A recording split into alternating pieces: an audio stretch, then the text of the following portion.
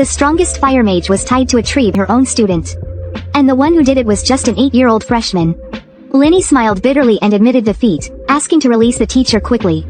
But I simply waved my hand toward the sky. Immediately, countless storm clouds gathered above her head. Seeing this terrifying high-level lightning magic, she completely panicked. She just wanted to intimidate her students before class started. She didn't want to die here. As my finger slowly pointed downward, a devastating bolt of lightning exploded in front of her. A shaken Linny couldn't believe she was still alive. At that moment, I moved closer to her. "Teacher, do you have anything else you want to teach me?" Known for her combative nature, Linny was trembling uncontrollably. She shook her head desperately, unable to utter a word. Meanwhile, the other students started speculating about my identity. But how could they possibly know that this 10-year-old kid was once the continent's greatest mage in his past life? Even the principal of the Magic Academy was 3 ranks below me. This immense power not only ignited the jealousy of other mages, but also made the Emperor wary enough to erase all records related to me, to make up for the regrets of my childhood, and to show the world the true power of magic. I activated an ancient spell to reverse time, successfully returning to the day my magic aptitude was tested. I even got to see my long-deceased mother, although my magical power had reverted to that of my younger self. The moment I saw my mother, I felt everything was worth it. To protect her, I needed to regain my strength quickly. At this moment, many children had begun lining up for the magic aptitude test. As long as they displayed enough talent during the test, they could become a mage with a status even higher than nobility. Bidding my mother farewell, I headed to the testing site. But on the way, I saw a face that disgusted me. In my previous life, this guard had disrespected my mother. Unfortunately, I was preoccupied with a complex test and failed to notice it. This time, I wouldn't let my mother wait that long. Inside the tent, the mage responsible for administering the test looked exhausted. But upon seeing me enter, he still mustered a professional, kind smile. Then he began testing my magical aptitude. This process was extremely time-consuming. In my previous life, this lengthy test gave that guard an opportunity to act. Living again, I no longer had time to wait for a slow test.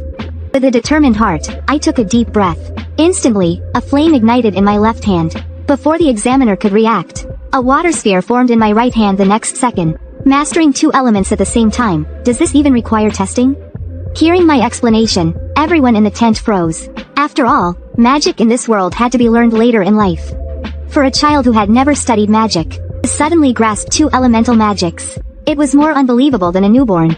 Speaking 8 different languages, suppressing his shock, the examiner activated an interrogation spell. Under this spell, anyone lying would experience rapid heartbeats and panic. However, when he asked me again if I had learned from someone else, I remained completely calm and unshaken.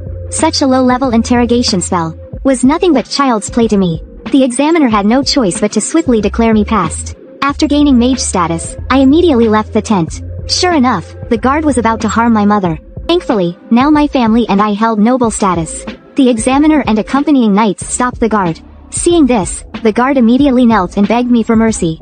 Then he turned to my mother, bowing his head repeatedly. Since he hadn't committed a serious crime yet, even the Empire's laws couldn't sentence him to death immediately. But how could I possibly let him go? I leaned down and whispered to him. Sometimes, once you have an evil thought, it's already too late to regret. The man didn't understand what I meant. He could only leave in fear and confusion. I settled my mother in an inn specifically for mages. Then, I waited for the night to fall. The guard wandered aimlessly through the streets, complaining loudly about his bad luck today, as if none of it was his fault. I quietly walked up behind him, and used magic to freeze his entire body. The man sensed something was wrong and looked back, but in the next second, he lost balance and fell into the water. In my previous life, I might have hesitated, but now I understand that mercy toward the enemy is cruelty to oneself. After erasing all traces, I returned to the inn. My mother was already sound asleep. To prevent her from overworking herself to death as in my previous life, I needed to secure permission to enter the capital quickly, and give her a life free from worries. The extraordinary talent I displayed today must have already reached the capital.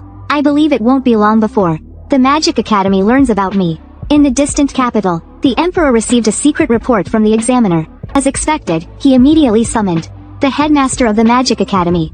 The headmaster explained that learning magic not only required exceptional talent, but also extensive resources and experiments. All mages, including himself, had accumulated their skills through hard study, but that child had somehow been born with the ability to use 2 types of magic. This was a power only possessed by the first mage who had created magic itself. If he truly had such a legendary gift, current magic system could not even begin to measure his potential. To confirm the truth of this matter, the headmaster decided to personally investigate. But the old emperor clearly did not fully trust the headmaster either. Thus, he immediately summoned his most beloved son, the Crown Prince, and ordered him to bring enough personnel to accompany the Magic Academy's team. The decree had already reached the examiner's hands. It not only contained my formal appointment as an imperial mage, but also announced that the Crown Prince would personally escort me to the capital. Such unprecedented treatment even made the local lord treat me with utmost respect. He instructed his children to be mindful of their behavior, and said, "If you can befriend this young mage, it will be the honor of your lifetime." He then warmly welcomed me as I stepped off the carriage, and invited me to stay temporarily in his palace. I decided to use this opportunity to plan my next steps. One day, while practicing magic in the training grounds, I was frustrated by the lack of magical power in this body. Suddenly, an elderly man rushed over to ask for help. He said that their lord had gone hunting yesterday, but hadn't returned after an entire day. He feared something terrible had happened. According to my past life's memory, the head of the Mokryan family was supposed to live a long life. How could he suddenly go missing during a hunt? Could my presence have altered history? To uncover the truth, I decided to investigate with the old man. Before leaving, my mother was very worried about my safety. Although I reassured her of my magical prowess, I knew deep down that the lack of magical energy was a major issue. Just then, the lord's daughter called out to me. She promised me money, land, or servants if I could save her father. But my attention was drawn to the ring on her finger. It was the Mokryan family's heirloom, a ring that could accelerate magical recovery. It was exactly what I needed to mitigate my lack of magical power. So I borrowed the ring from her. The moment I put it on, it began restoring my energy. With preparations complete, I started the investigation. The hunting grounds were vast, making the search slow. I recalled a tracking spell I had mastered in my past life that summoned a giant wolf spirit to guide me. As the spell slowly activated, the summoned spirit appeared, albeit looking unusual. It seemed that magical capacity affected the spell's outcome. Thankfully, the spirit's basic tracking ability remained intact. I let the wolf sniff the ground for clues, and it quickly found a lead on the other side of a cliff. The lord's party was fighting off a group of goblins. A day and night of battle had left him utterly exhausted. However, more and more goblins kept appearing. Just as the lord was about to lose consciousness, all the goblins around him were instantly frozen solid by frost magic. When the lord saw it was me, he couldn't help but faint. When he woke up, he was already back in his palace. To thank me for saving his life, he gifted me his family's ancestral ring.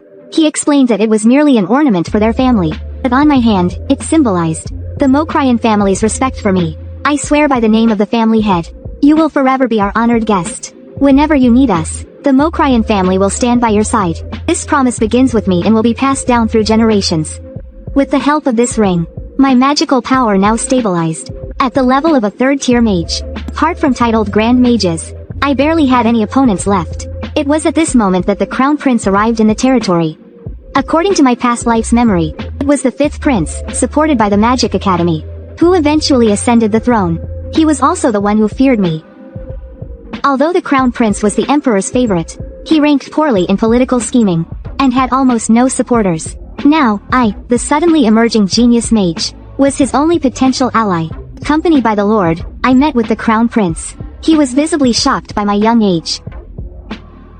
However, as he expressed his doubts, I noticed a familiar face among his entourage. It was a woman named Celia, an agent planted by the rival nation Quelder. No one except someone like me, who had lived through the future, could have suspected her presence. Her purpose in joining this entourage was obvious. It seemed that Quelder was already aware of my existence as a genius mage. They had likely sent her to abduct me and my mother. Sure enough, late at night in the training grounds, Celia approached me quietly from behind. She used a basic magic spell, a projectile attack, to test my strength. But her barrage of arrows was completely blocked by my shield. After confirming my strength, I was just trying to say hello. After all, I'm about to enter the Magic Academy. She's technically my senior, and I just wanted to. Before she could finish speaking, I immediately called out her real name and said, "Quelled spies are still this careless, huh?" Hearing me expose her identity, the woman broke out in a cold sweat. I then listed the names of every quelled spy hidden within the Empire. From ministers to knights, even names that not even Celia was privy to. I accurately identified their roles and missions. It was as if their entire undercover operation was a joke. At that moment, Celia's gaze turned murderous. She summoned a Tier 3 fire explosion spell to silence me. But the Tier 3 spell caused me no harm at all. Emerging from the flames, I calmly said, You might find this hard to believe, but I knew you would become a quelled spy before you were even born. Celia's lips quivered slightly, thinking, this lunatic is talking nonsense. But seeing me unharmed after taking a tier 3 spell, even a top-tier spy like her couldn't stay composed. What happened next only made her even more confused. Without chanting any incantations, or making any preparations, I summoned thousands of ice spheres. In less than a second, they all shot toward her. It was a spell she had never read about in any magic textbook. The training ground instantly turned into winter under my magic. Celia desperately deployed her magical shield, but almost as soon as she activated it, cracks started to appear. In her moment of panic, I summoned a genuine tier 3 fire explosion spell. The fireball was as intense as the winter sun, so hot that even its proximity made her parched and dehydrated. At this moment, Celia truly understood the vast difference in power between us. As her magical power was exhausted, her shield shattered. Countless ice spears battered her, leaving her severely wounded. Then, the aftermath of the fire explosion spell completely crushed her will to escape. She could only look in shock at the child before her, barely 10 years old. Before collapsing to the ground, unable to rise, she could only hope someone would hear the explosion and come to her rescue. She was certain I had no proof of her being a spy. Even if I did, the knights wouldn't believe just my word. After all, she had been undercover in the royal capital since childhood. She had close connections with the Royal Knights and the Magic Academy. Hearing her words, I couldn't help but laugh. Then I calmly replied, the evidence I possess might be something even your spies are unaware of. Celia was about to refute my ridiculous statement when the Royal Knights arrived at the training ground. Some mages, familiar with her, rushed to heal her. Only the captain of the knights questioned what had happened. I simply admitted that I had injured the woman. The knight captain, aware of my unique identity, wanted to hear my explanation. I casually made up a lie, claiming I saw the woman meeting a mysterious person, where they checked each other's marks to confirm their identities. Hearing my fabricated reason, Celia sat up in agitation, trying to prove my words were false. But I, speaking as a victim, claimed she tried to silence me, forcing me to subdue her. The knight captain was shocked that I could defeat a tier 3 mage. But then, he began to question the marks, ordering his men to check if Celia had any strange marks. Some mages from the Magic Academy tried to defend her, but the captain wouldn't compromise, as it concerned the Crown Prince's safety. Reluctantly, the mages complied with the investigation. Celia secretly smirked, thinking, after all these years of being undercover, there's no way any mark exists from our contact. Let's see how you handle this. At that moment, I suddenly approached her. I pulled aside the fabric on her back. With a simple surge of magical energy, a strange magical imprint appeared on her neck. Even Celia herself had never seen this mark before, and she didn't know how to explain it. The reason I knew about this mark, the secret comes from an interrogation in my past life. I used magic to interrogate the leader of Queld's undercover operation for 2.5 years. Only then did he reveal that their spies were marked from birth. The mark was a self-destructive magic array to prevent betrayal. It was a secret known only to Queld's high-ranking members. With the investigation complete, the knight captain prepared to take her away. A matter of espionage required the Emperor's final judgment. As for me, the one who uncovered this secret, the Emperor himself would reward me after the investigation. Meanwhile, in the Imperial Palace, the Crown Prince learned of the incident. He no longer doubted my identity as a genius mage. He then asked his advisors how to win me over. Though I was powerful, I was still just a child. He decided to reward me. Something children would like should work. Ultimately, he summoned me to ask directly. Since I had exposed the spy, indirectly ensuring his safety, he told me to name whatever reward I wanted. If I had asked for wealth or land, it would not have been something a normal child would request. Though the Crown Prince wasn't very clever, he wasn't foolish. So, I gave him a wish I had long prepared. Please allow me to visit the ruins of the Magic Tower. Hearing this request, the Crown Prince tilted his head, unable to understand the appeal of such a broken place. Curiosity about ancient ruins is natural for mages. He eventually agreed to my request. Little did he know, hidden within those ruins was a secret treasure sought after by many. Much of the magical achievements from my past life were recorded in that book. If I could fully study it again, my power would surpass that of my previous life. Soon, the Royal Knights escorted me to the Magic Tower ruins. They arranged for us to stay in nearby lodgings. As we entered the village, we found that the villagers had already started chatting warmly with the Crown Prince. He displayed none of the arrogance expected of royalty, treating the commoners with kindness. Seeing this, I began to understand why he was the Emperor's favorite. After saying goodbye to my mother, I set out for the ruins.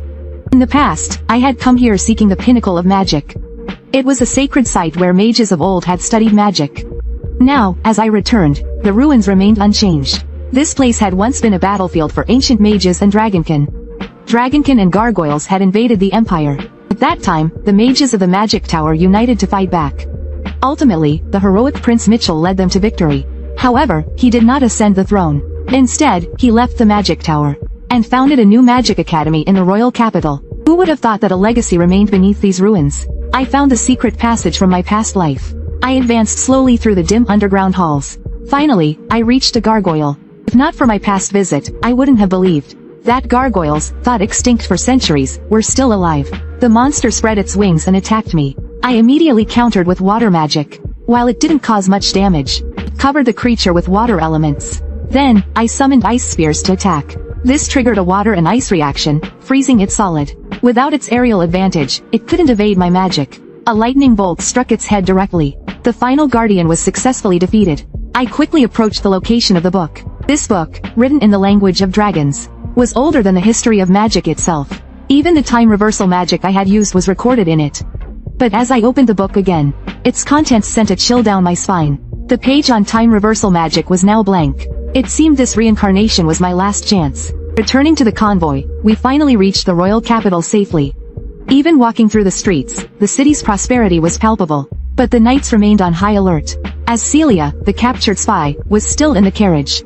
No one could guarantee her accomplices wouldn't try to rescue her in the capital. At that moment, someone suddenly blocked the convoy's path. It was the dean of the Magic Academy and his mages, an elderly man of noble status, second only to the emperor. The knight captain had to dismount to address him. His purpose was clear. He took custody of Celia under the pretext of interrogating a traitor. The knights escorting her didn't dare to oppose him. I knew this old man would eventually come after me. At this point, I wasn't confident I could defeat the strongest mage of this era. I had to prepare thoroughly before he began investigating me. After disembarking, we arrived at a palace. The crown prince said it was a reward from the emperor. He told me to settle my family before entering the palace to meet the emperor. After bidding farewell to the crown prince, my mother and I explored our new home. It was the first time we had received such a grand reward. My mother seemed a bit panicked. I asked her if there was something she wasn't satisfied with. In my heart, I thought, whatever it is, I'll find a way to fix it for you. But her concern was surprisingly simple. She thought cleaning such a big house would be too exhausting. It seemed she wasn't ready to embrace the life of nobility. I could only follow the emperor's orders and head to the royal palace. In my previous life, I never met the old emperor, but I had heard he was a very capable ruler. I told myself I must play my role well, as a genius child in front of him. With that in mind, I slowly entered the main hall. After bowing deeply, the emperor got straight to the point and asked, Subscribe our channel for more fast updates. Thank you.